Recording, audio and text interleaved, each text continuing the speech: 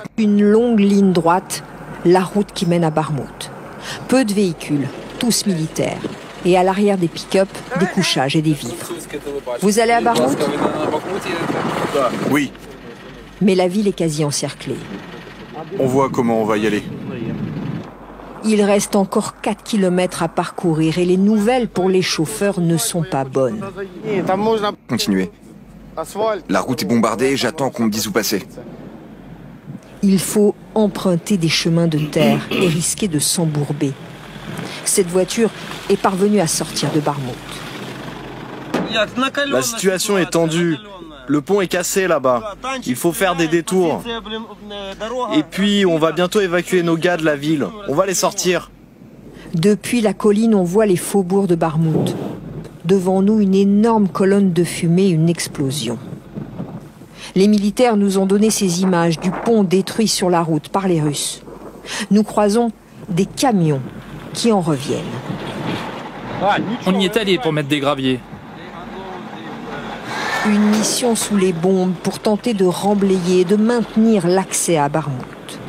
La route est constamment surveillée par les drones de cette unité.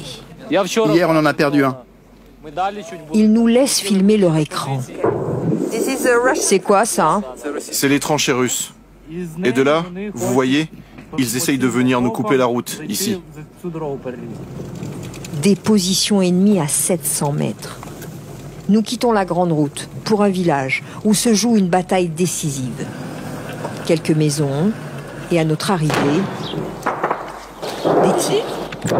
C'est le blindé léger. Il tire. À 4 heures cette nuit, les Russes ont lancé un assaut qu'on a repoussé.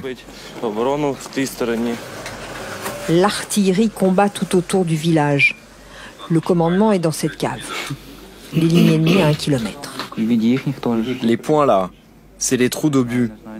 Les nôtres et les leurs. Les soldats se cachent dans les maisons. Ils nous disent attendre les renforts de Kiev. Il faut tenir ici à tout prix. Salut à toutes et à tous, je suis Théa Robert. Soyez encore une fois les bienvenus dans cette nouvelle vidéoconférence du samouraï que je suis. Mesdames, mesdemoiselles et messieurs, comme d'habitude, et avant de continuer à visualiser cette vidéo, je vous demande humblement de partager cette vidéoconférence. Partagez-la au maximum parce que ça contribue à mieux informer les citoyens du monde. Ça contribue à procéder à un démentir systématique de ce qui est en train d'être dit sur les médias occidentaux, sachant que les médias occidentaux ont une très grande audience. Nous autres, nous n'avons que cet outil de communication pour ajouter notre grain de sel, n'est-ce pas, à l'avènement de la paix dans le monde, plus précisément dans le cadre ukrainien. Chères dames, chers messieurs, vous venez de suivre ce reportage. Un reportage réalisé par France 24 où on entend clairement, je dis bien clairement, cet officier ukrainien dire ouvertement qu'ils ont coupé le pont, qu'il n'y a pas de pont. Il faut prendre une contournante. Mais que eux, ils ne vont pas laisser leur gare là-bas. Quand il dit qu'ils ne vont pas laisser leur gare là-bas, il parle de qui? Il parle des soldats ukrainiens. Ces soldats ukrainiens qui sont coincés à Bakhmout. Certains même sont déjà morts. Bakhmout a été encerclé. Bakhmout est dans les mains de l'armée russe. Mais ce qui fait mal, ces médias occidentaux extrêmement propagandistes font croire au monde entier, ils ont passé combien? Près d'une semaine en train de faire croire au monde entier que la situation peut changer à tout moment, l'Ukraine est en position de force. Que l'Ukraine est en position de force. Non, la Russie n'a pas encore mis main sur Bakhmout. Vous venez de voir. Vous savez, la vérité, c'est la vérité. Qu'on le veuille ou pas, la vérité, c'est la vérité. Ils sont obligés eux-mêmes de faire le reportage sur la situation qui se passe à Bakhmout. La souffrance des soldats ukrainiens. Même si dans ce reportage, ils tentent de donner un autre sens. Vous les voyez titrés en disant le combat devient intense, le combat est très acharné sur Bakhmut, mais l'armée ukrainienne tient bon et la situation peut basculer à tout moment. Comment la situation peut basculer à tout moment? Comment? Pendant que l'armée ukrainienne, ceux qui ont quitté, ils sont à 4 km. Ceux que vous venez de voir, ils sont à 4 km de Bakhmut. À 4 km de Bakhmut. Mais ils ne peuvent pas continuer. Le pont, toutes les issues sont fermées, le pont est coupé. C'est l'armée russe qui règne à maître à Bakhmut. Et eux, tout leur souci, c'est comment faire sortir ces soldats ukrainiens. C'est comment faire sortir de Bakhmut leurs collègues. Les populations civiles ont été évacuées dans des blindés. Ça, il y a de cela près de 4 à 5 jours. Parce que même les ambulances n'ont plus accès à Bakhmut. Vous connaissez Prigojine, le boss de Wagner. Il a une stratégie très dangereuse. Le monsieur, il est très fort. Et les techniques qu'il utilise sont véritablement des techniques qui partent à l'encontre du droit international en matière de conflit armé. Voilà. Il est en train de violer les règles. Parce qu'en matière de conflit armé, il faut faire la distinction entre objectifs militaires et objectifs civils. Il ne faudrait pas toucher aux personnes civiles ni aux biens civils. Il faut laisser les ambulances se promener, ramasser les malades, les blessés. Voilà. Parce que même lorsqu'on est blessé en période de conflit armé, on a droit à un soin. C'est un droit. C'est de cela qu'il s'agit. Mais cela ne se passe plus à Bakhmut. Non, Bakhmut est rasé au jour d'aujourd'hui. Bakhmut n'est plus ce qu'elle a été. L'OTAN, les États-Unis, la France, en tout cas les pays de l'OTAN, sont en train de voir ça avec leurs deux yeux. Ils ferment les yeux. Ils sont dans une logique, non, l'Ukraine va remporter la guerre. L'Ukraine va remporter la victoire. Vous parlez de quelle victoire? Déjà même les soldats ukrainiens qui sont là, leurs camarades soldats veulent venir les faire sortir. Impossible. Et vous avez vu ces officiers, ils ont été obligés d'aller se camper dans un village. Ils sont dans un village. Et dans ce village, c'est là où ils sont cachés, coincés, à 4 km de Bakhmut. Ils disent qu'ils attendent des renforts, que les renforts viennent de Kiev. Oui. Mais ces renforts-là viendront quand? Et qu'est-ce que ces renforts-là pourront faire dans cette situation? Du moment où cette guerre elle est moderne, hein, les Russes qui sont installés à Bakhmut, ils ont des drones invisibles qui sont lancés à partir des positions des soldats ukrainiens. Comme ce que vous avez vu, ils ont en face de toute la situation les soldats ukrainiens. Ils voient tout ce qui se passe. Et le pire, c'est qu'ils ont des armes qui les permettent de tirer avec précision et des armes qui ont la capacité de détruire les bases militaires des Ukrainiens. Déjà même, vous avez vu ici, quelle est la base? Ils sont dans quelle base? On appelle simplement base militaire, mais c'est quelle base? Des chambrettes dans lesquelles ils sont cachés. Aucune véritable protection. L'Ukraine n'a aucun moyen de défense. C'est de l'illusion. On leur a vendu du rêve, un faux rêve. Ces soldats qui sont encerclés à Bakhmut, il y a de cela près de 4 jours, nous ne faisons que parler de cela. Comment est-ce qu'ils vont être extirpés? Vous voyez? Vous voyez cet officier en train de se lamenter, de pleurer? Ils ne savent pas comment faire.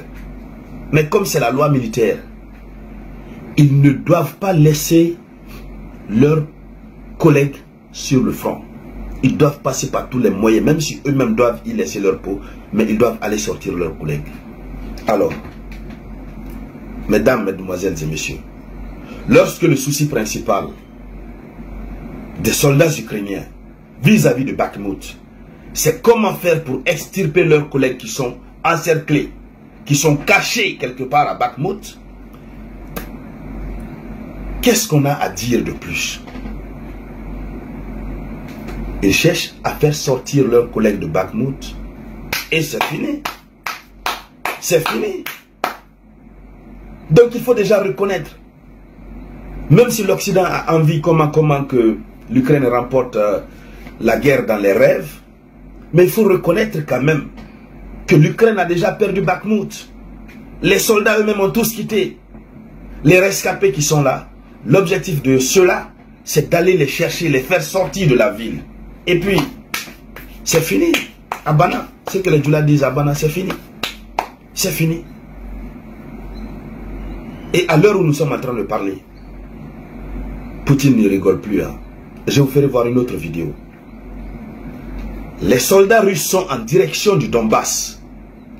Ils sont en train de raser la ville de Donbass. Donbass est encerclé.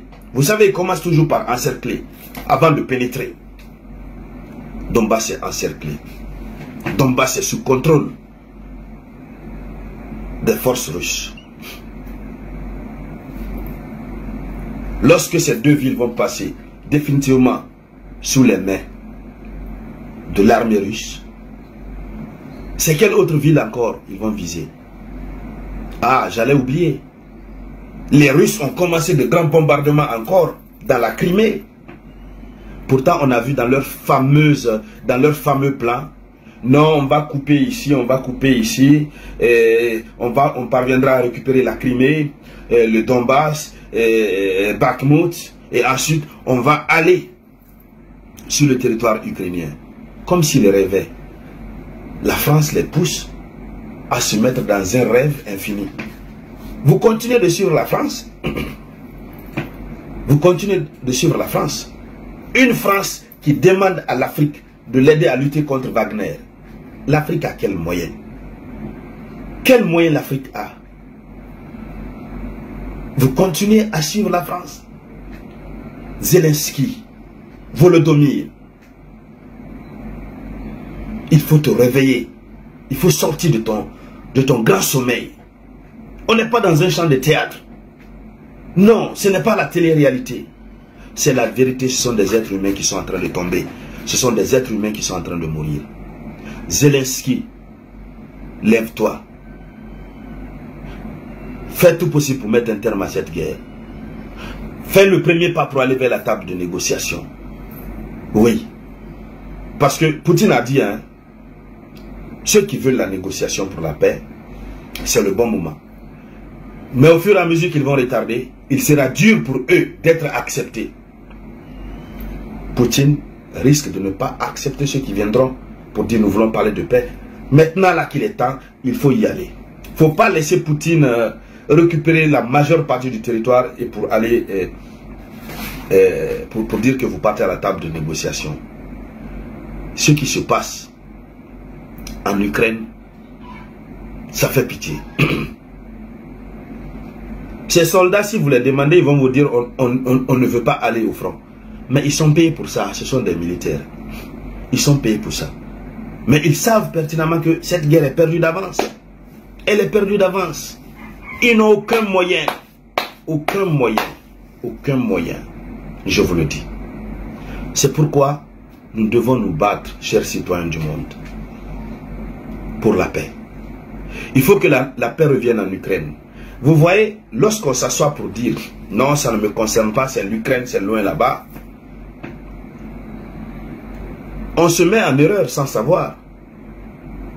Parce que quand la guerre a commencé en Ukraine, ça a joué sur l'économie mondiale. Voilà, le prix du pétrole a augmenté. Tout a augmenté. C'est de cela qu'il s'agit. Tant qu'il n'y a pas de paix dans ce monde, tout le monde ressent la douleur. C'est pourquoi nous devons tous nous battre. Nous battre pour que cette guerre prenne fin.